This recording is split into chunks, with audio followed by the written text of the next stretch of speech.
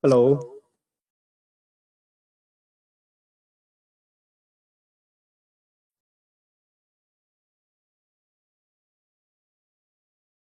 Hello. Okay, so let me start today's webinar. Sorry, it took some time for setup here. And today we have our topic called threats to GNSS. Can we falsify GPS data? I think some of you might have heard some new threats that's being discussed nowadays in the GNSS community. So let me explain what we are doing in the university and some of these threats which are very serious and how we can handle these type of threats. So I will show you some slides and also I will give you an online demonstration today. So let me start my talk by showing you the GPS, sort of a GPS position data using a GPS receiver. Now, let me run my GPS receiver, and I think I have to switch the slide here. Stop sharing this slide and share. And okay, so this is my uBlocks receiver. Okay, now I have put the antenna, and let me connect. Oh, connect. Somehow it's not connected. Let me check. Okay.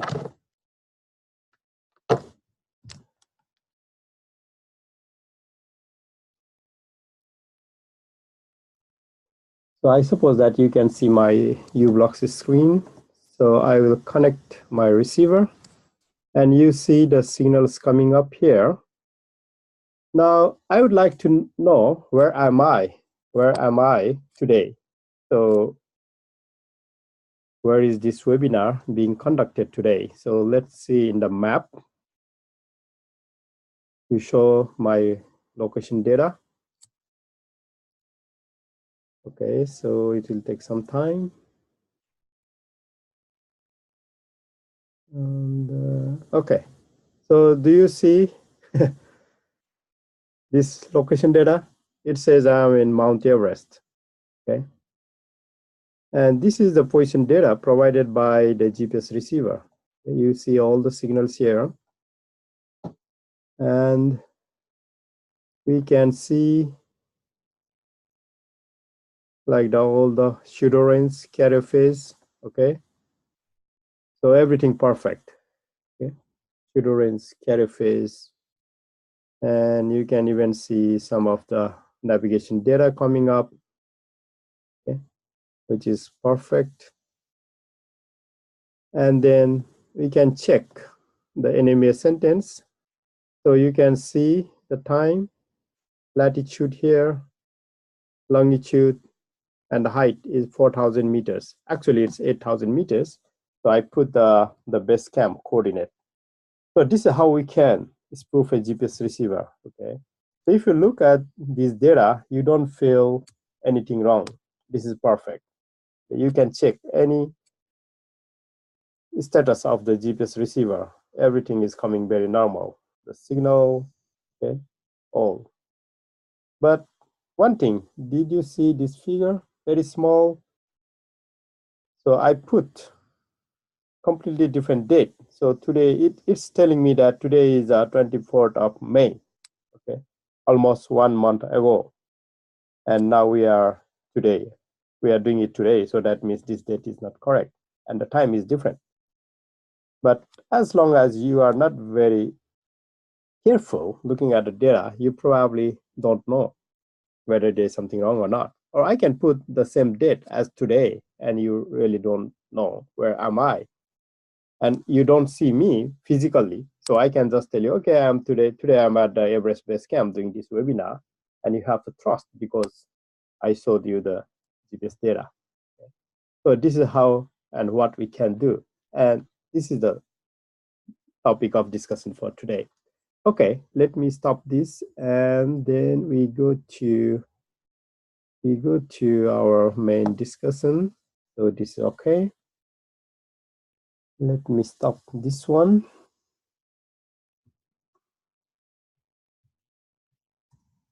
So I'm sending the signal from another computer to this receiver. Now we lost the signal. And after some time, so this is connected to external antenna. I have antenna that's outside my room. And this will show you exact my coordinate after some time. Okay, let me just close this one. And then stop share. And I have to share to PowerPoint. Okay. Okay. Okay, let me start my presentation, my talk. So, okay. So there are many types of threats. Okay, some of them are intentional, means we want to do it. Basically, interference, jamming, it may be intentional or non-intentional, but spoofing is definitely intentional. We want to spoof the receiver position data, and we do it intentionally. Okay, it's not by mistake. And meconing is a little bit different from spoofing. So meconing means you record the GPS signal as it is in some device, storage device like a hard disk, and you play back later. This is what you call record and playback. This is called meconing. And non-intentional threats, interference, jamming. Okay, for example, interference from the cell towers, the mobile phone towers. Sometimes they interfere the GPS signal. Okay, if you go to very near to the cell towers, sometimes they may affect your receiver, especially the LTE mobile towers. They have some effect on GPS signal. And there are some natural threats like solar flares, sunspots, and all, and which is beyond our control, and we can't do anything on this. But anyway, these are some of the threats that we have in GPS or GNSS. And in this webinar, we discuss about spoofing threats. So before I go to all these details, I would like to provide you some background information because these are necessary to understand why GPS receiver can be spoofed.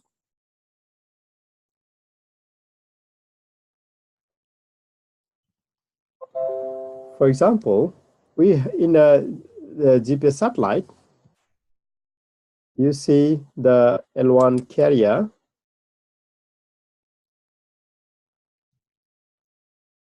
We have a carrier signal at 1575 megahertz. This we call the L1 band. And then also we have a CA code. We also call PRN code. And then we have navigation data. So they are transmitted at different frequencies and bandwidth.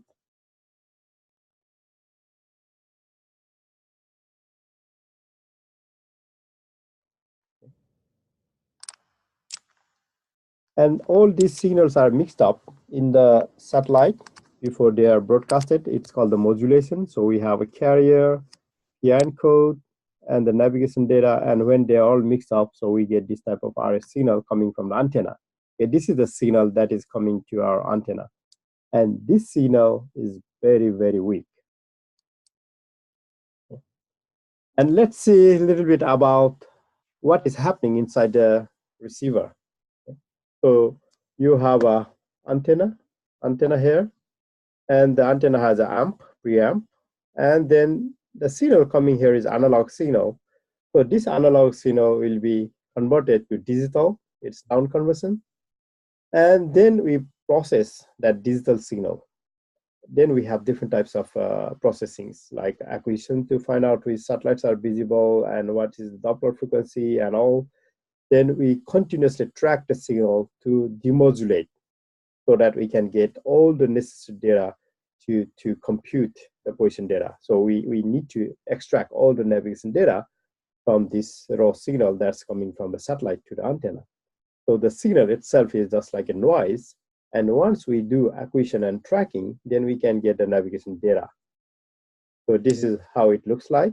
For example, this is the if you plot the baseband signal, which is the digital signal just after the antenna output, you will see like this. That's just the time data. And if you take the power spectrum or the Fourier transform of this signal, so it will be something like this. Okay.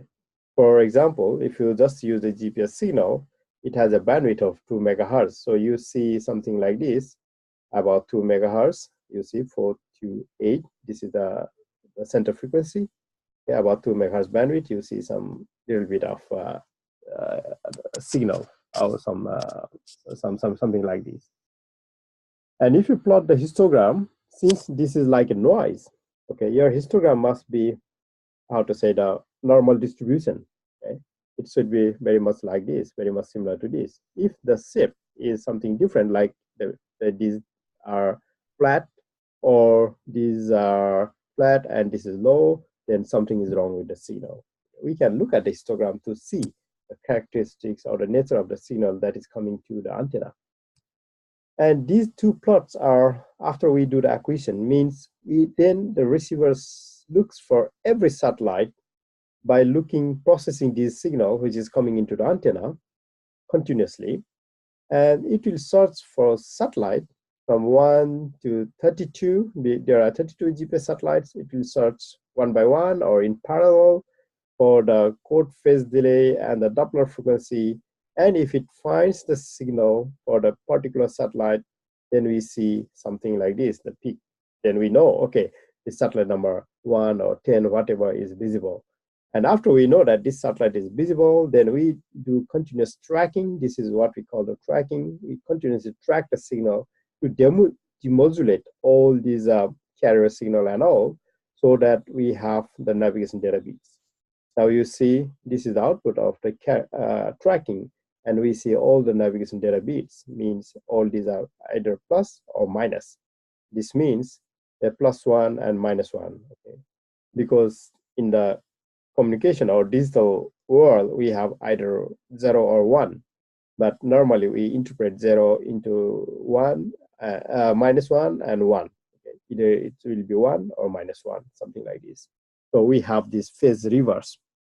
And in the case of GPS, this modulation is called BPSK, binary phase shifting, means it has a 180 degree of phase change. And you can see very clearly from +1 to -1. Okay? This means 180 degree phase change. Okay? And the same thing we can display in a different way. You see this here and here, either plus, either minus, or plus. Okay? So it's alternating between plus, minus, plus, minus. That means 180 degree phase change. This is what we mean by BPSK and all. And this is a very similar concept in the mobile phone called the CDMA.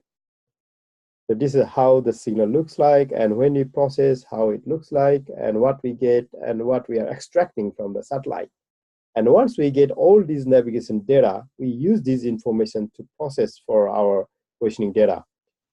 That means the receiver doesn't know whether the signals is coming to the antenna is the real signal, means whether it is coming from the satellite, or whether it is coming from any other sources. It doesn't know. It just looks at the signal, and if it gets this type of peak, it will start processing and extract all the navigation data, and those data will be used for position computation. So this is the overall process of any GPS or GNSS receiver, or any signal. This is the basic concept. Now, let's look a few other slides. So I'll not go through all these things. So please look at the handouts later. I'll post in the web, so you download and look at this. So I will just show you this slide. So this is again very important. The question is why we can very easily interfere or jam GPS signal. Okay. Why we can very easily spoof the GPS signal. This is the question. For example, if you want to spoof or interfere a TV signal, it's very difficult. You have to give very high power this jamming signal. And because the TV signal or the radio signal are very strong, they have maybe kilowatts of transmit power. But in the case of a GPS signal, it's so weak that it's weaker than the thermal noise in your mobile phone or any other device. If you look at this slide, you see this is minus 110 dBm. This means that this is, it says this is thermal noise. This means that if you put any electronic device power on, for example, you have a mobile phone, and the moment you put the power in your mobile phone, you have this much of noise all the time coming. The power is minus 110 dBm for a 2 megahertz bandwidth. So you have this noise all the time present in your device, any type of device. So the thing is that now we have a GPS signal, which is minus 130, means much weaker than your noise. So it's below the noise. That means your standard GPS signal is always hidden inside the noise. You can't measure, you can't detect without doing demodulation. So that means you can't measure, you can't use any device like the spectrum analyzer to measure the GPS signal. If you connect the antenna, GPS antenna, to a spectrum analyzer, you don't see any signal there. You just see the thermal noise of the device itself. So you don't see the signal at all. So this is the thing, how GPS is designed, because GPS was designed basically for the military purpose. And to hide the signal inside the noise is very advantageous, because if you don't tell what PRN code and all these code informations, you can't detect the signal. This will be very secret and very useful for a military purpose. And you know that there are civilian and military signals in GPS. So this P code is a military signal. We don't use it. We can't use it actually, because this P code, all these informations are secret and it's hidden in the noise. We don't get it. We have some information how this is made. So based on that, we can do some partial detection of the signal for this dual frequency RTK and all, but it's impossible to decode the navigation data of the P code, because we don't have enough information to decode, to demodulate P code completely. And until and unless you demodulate P code completely, you can't extract the navigation bits. So that means, since these signals are so weak, so even a very small signal, it can interfere, it can jam, or it can spoof. You don't need a big power. It's a very small signal. It can affect the GPS signal.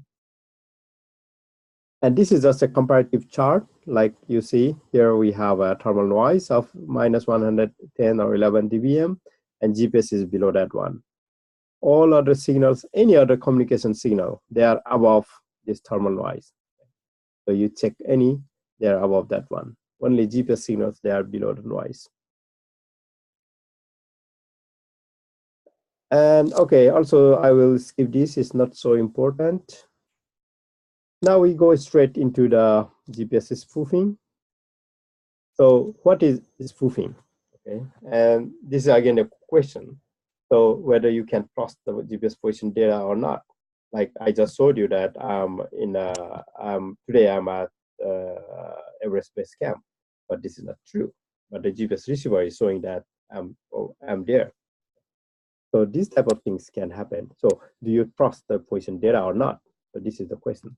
Okay. Of course, we can trust, but we need to verify. So this is the point.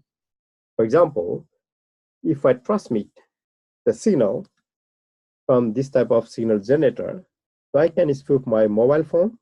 Although I'm in Tokyo, I can show you that I'm in Hawaii at this time. This is it's very possible. So this movie, Tomorrow Never Dies, is all about GPS spoofing. So if you have time, please watch it. And why spoofing is so important? Because it's very difficult to detect. Jamming and interference, they can be detected because their purpose is not to let the receiver work. The receiver doesn't work. That's the purpose of the jamming and interference. But the purpose of spoofing is to let the receiver work properly, but to provide a false location data. The receiver doesn't stop working. It works, but it will give you the wrong data. So this is very dangerous. And if it works, if the receiver works perfectly, then you don't feel anything wrong, and you will just trust and use the position data. And that's very dangerous. Okay?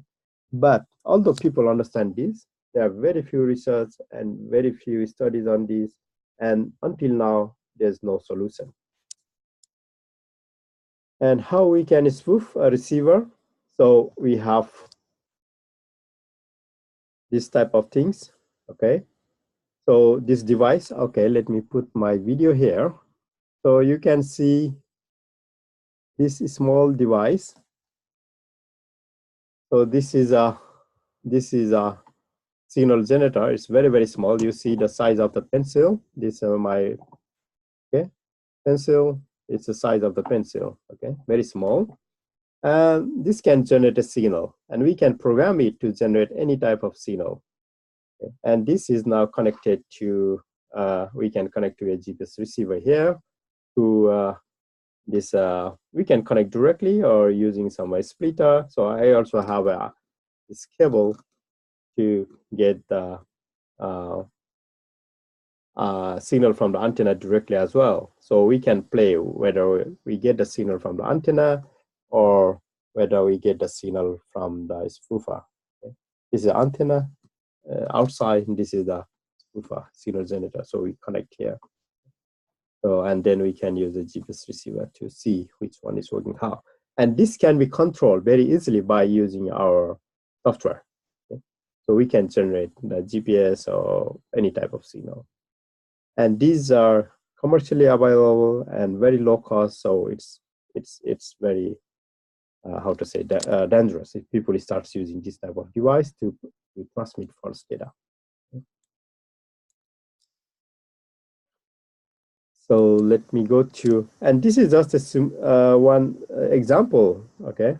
How you see the car is parked here, okay? But we put some generate the signal so to show that no, the car is actually driving. And you see when there's a red light, the car stops. The speed you can see here. And when it's moving, it moves very smoothly actually, and follows the road network very nicely. So we can make a very nice scenario to imitate the actual driving of the car. Okay? So if we can do this, so maybe the driver is just in the parking area, and he said, no, I have gone all this route, so please pay for me. And he will submit the GPS data as a proof that he's driving. And when you look at the data, so you don't see anything wrong. And then probably you have to pay for his work. So these type of things may happen in future. And this is actually, the previous one it's just a demonstration. Okay, it's just our imagination that those things may happen. But this slide is the real. So this happened in 24th of June, or exactly 1 year ago. Okay, so in the Black Sea, there were so many vessels, the ships, but all these vessels, they showed this latitude and longitude, and this latitude and longitude belongs to the airport here. Okay, if you plot this shows the airport here. So you can't believe that the airport, all the vessels will be at the airport. This is impossible. Okay, so sorry. Okay, I think there's some problem with the internet. Okay, it's okay now. So this shows that all the vessels are in the airport, and this is impossible. Okay. So then they made a movie. I mean, they compile all the disposition data. You see, actually the vessels are here in the ocean, in the sea, but it's showing in the airport.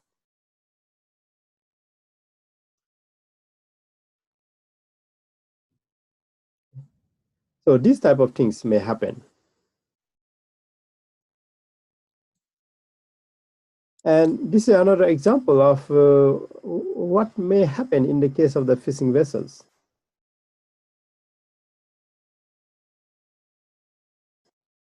me stop this. Okay, for example, in the ocean, so this is our zone where fishermen can go. This is the open area, but this is exclusion zone. Nobody should go this area. This is prohibited area. But in the prohibited area, there are lots of fish. So you want to go there. So what may happen is that this is again another imagination that, okay, this vessel want to go to this area. So they will have another vessel to support for spoofing. So they go to the nearest zone where they are allowed to go, and they prepare their spoofing setup from a B to assist A.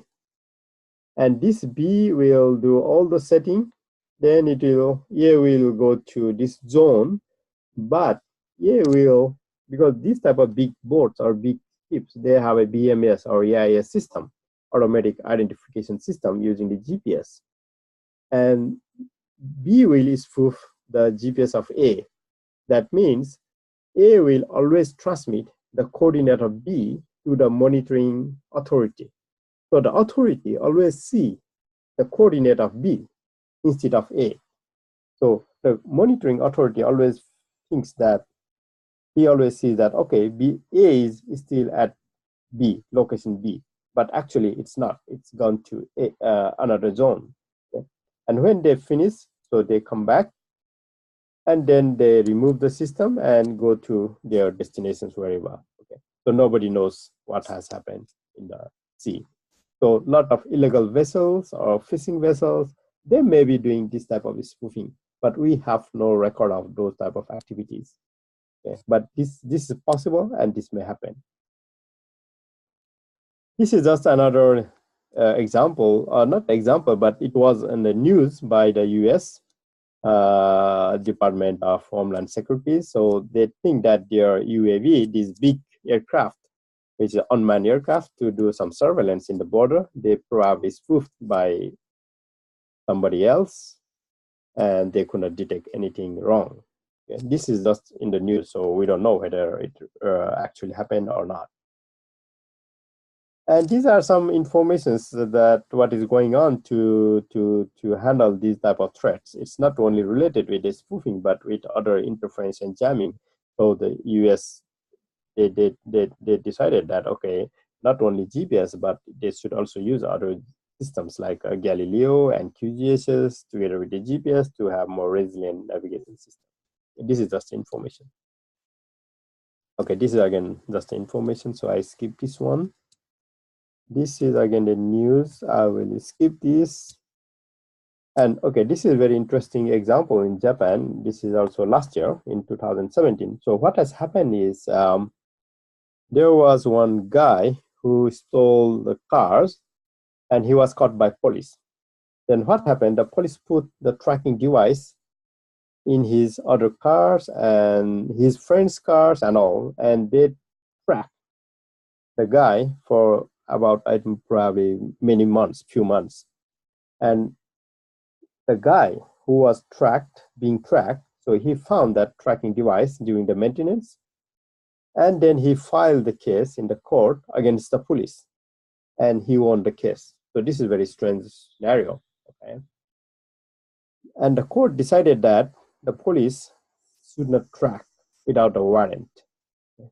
But on the other hand, the court says that, okay, there should be some regulation to track people or track those bad guys, using the GPS with the warrant. But then they brought the issues of all this jamming and spoofing. So what will happen if those guys, they spoof the GPS receiver, and if those spoofed data are used as a legal proof in the court? So again, bad guys, they will win. Okay? So this is one very interesting issue last year. Now, why we need to worry about spoofing and all these things? So these are some of the new applications of GNSS, and they are very much related with the security and safety of the people or the whole system. Otherwise, it may not work. So let me just show you some of those examples, like ITS, auto driving. Okay, in all auto driving systems, the GPS is the basic thing. Okay? the position data from GPS, it's used to calculate, to do all this automation, okay, driving, lane changing, or stop and start, all these things. So if somebody spoof the GPS in the system, so you can imagine what will happen, okay? Maybe there will be very big accidents, or the system will not work at all. It will destroy the whole system. And also, like the insurance or toll fee. Okay, this is another interesting topic. Like now, many countries in Europe, they have a toll fee for the trucks and all these things when it goes from when it uses the highway or from country to country. So they are charged based upon the distance they have traveled. So maybe the drivers, they may spoof themselves, their device or their car, truck, to show that they have not traveled that much of distance, or they have taken the alternate route, which is cheaper. So those things may happen. And this is another example, alternate for fuel tax collection. Nowadays, we are talking about electrical vehicle. So if the old vehicles, they are going, if they go, if they are electrical vehicle, so they don't need a fuel. And today, in almost all many countries, they have a very big tax on the fuel. You pay the tax on the fuel you buy. If you pay $1, maybe you pay about 50 or 60 cents as a tax to the government. Now, if all the vehicles become electrical, nobody buys fuel, so the government loses the tax. So how to collect the tax, which it's now a huge money for the government to do all these maintenance and all. So this is another thing. So if that happens, all the vehicles become electrical, people don't use the fuel, probably the government may charge you even if you drive an ordinary road. Today you don't pay it, but in future, after 5 or 10 years, you will pay even driving on ordinary road. And that will be necessary to control the traffic jam, congestion, and all these things, and managing all the lanes and all. Okay. So definitely it will come. Now in Singapore, they already started from, I think, a few years ago, ERP, electronic road pricing system. So these type of things will come. And if you have to pay, even on driving on the ordinary road, so people will come up with probably with all these things to show that you are not driving on that specific route. But these type of things may happen. It's just our imagination at this time, but this may happen. And there are other things like where you need a very high level of security, like transporting some dangerous goods, okay, or some very highly explosive goods. The routes are fixed. You have to follow the route that was designated. But truck drivers, you really don't know whether they are following the same route or not. If accident happens, that may be disastrous. Or the insurance, they will be different for different routes, depending upon the level of all these danger factors. So these are the things that we have to consider. And now I go a little bit to the different types of spoofing methods, how we can do spoofing and all. And basically there are 3 types. So this is my own personal definition, because this spoofing itself is not so much widely known, or not so many studies at the moment. For example, we have a spoofing level 0, spoof level 0. That means we connect spoofer directly to the receiver. This is what I'm doing today. Okay, we connect by cable. We don't use the antenna. Okay? We connect directly, and this means you can spoof any type of GPS receiver. Okay? The receiver doesn't care from where the signal is coming. Okay? This is 0. And then we say level 1 means we have an antenna already there, and again I connect by cable. So this is very much similar to 0. The only thing is that I have the antenna also connected to this one, but this is more for R&D type, for our research and development work, to see how this spoofing works and all. So in practice, we don't use this one. But this will be very common, level 2. So level 0 or level 2 will be very common way of spoofing. So we transmit the signal through the air. And this is not easy to do spoof like this, but we can control if this attack and transmit antenna, they are very near, means within few meters we can do it. But once you try to spoof this antenna, you'll be also affecting other nearby users. So you have to be very careful to do this. And in the countries, there are many countries, so they don't allow to transmit the signal in the air if you exceed certain power level. So this is illegal almost probably all the countries. We can't transmit just in the open air.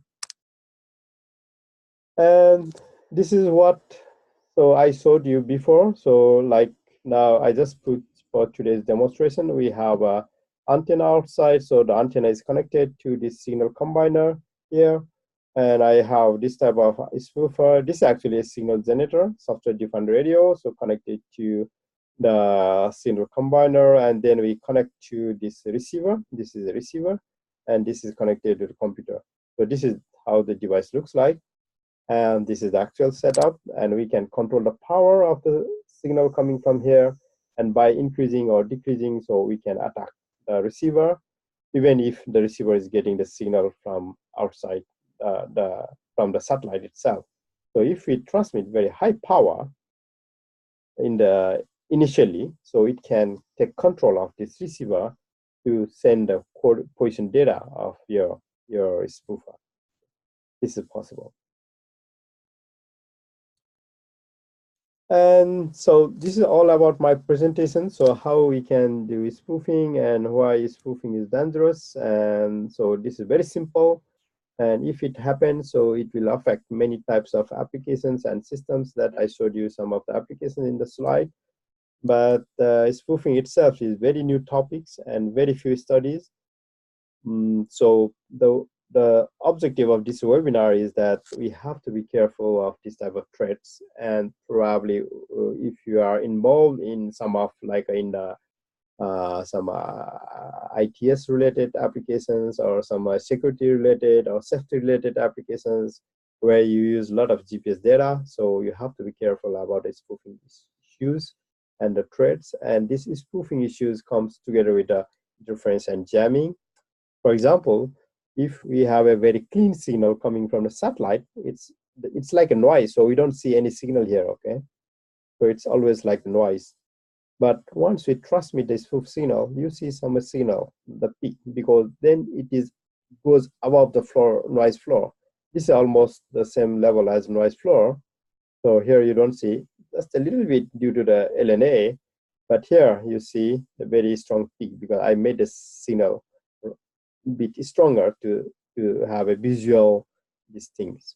Yeah. Normally we don't need to transmit this much of strong signal. So you see this type of peak here. And once we do this type of attack, you see there's some, this is like a noise now, you don't see anything. But here you see some pattern, okay, some disturbing. It's once we see this type of thing, visually we can say the signal is not good, it's bad. This is like interference case, jamming and interference, so you see this type of signal. And also the histogram, if you plot the histogram of the signal, the IF signal, so in the normal case, you have a very nice, this normal distribution, okay? More the peak near the zeros, and then it's very like this one, both for I and Q. But if you have this interference signal coming up, so it's more, you see a little bit getting flatter here, okay? But this is very sharp, see? But here is a bit flatter. So this type of things you will see in the signal. And if we make the signal even stronger, then you see very strong peak and some side lobes and very strong effect, and your histogram is totally disturbed. Okay? You have now very wide distribution. This is not normal at all. And just visually looking it, we can see that the signal there's something wrong with the signal. But almost many GPS receiver, they don't output this type of data. Only very few GPS receiver, they output this type of data, and they're a bit expensive. Or you have to use a software receiver to see this type of output data. Okay, so this is all from my side, and we have few minutes to see. And I already showed you the demo, and if maybe I can show you one more with the signal. or I don't know, maybe, I think, yes, I already showed you, so maybe we can just skip this and we can go for the Q&A, question and answer, if you, some of you have some questions. Okay, thank you. So please, if you have questions, so send me in the chat or please ask me.